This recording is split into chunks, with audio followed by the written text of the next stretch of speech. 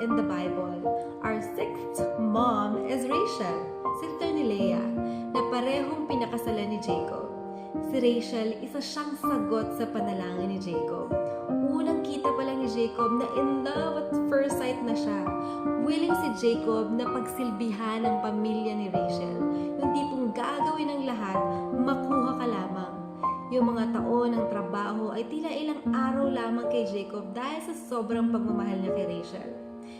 After ikasal ni Jacob kay Leah, saka siya kinasal kay Rachel. Kung ikaw si Rachel, anong mararamdaman mo? Ang sakit nun. Ikaw dapat yung ikakasal pero yung ate mo muna sa pinakamamahal mo.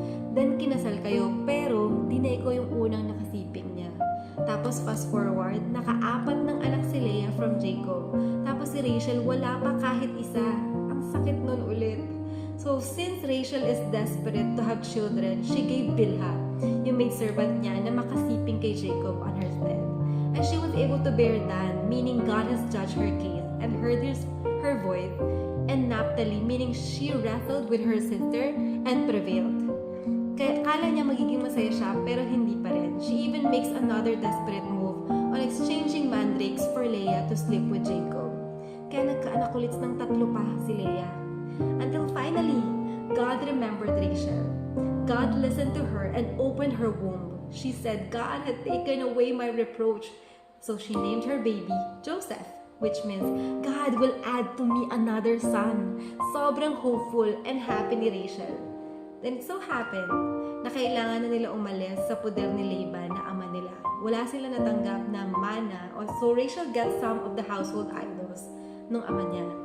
Nung naglalakbay na sila, naabutan sila ni Laban and he's looking for that household idols. Tinago ni Rachel sa inuupuan niya kaya hindi nakita.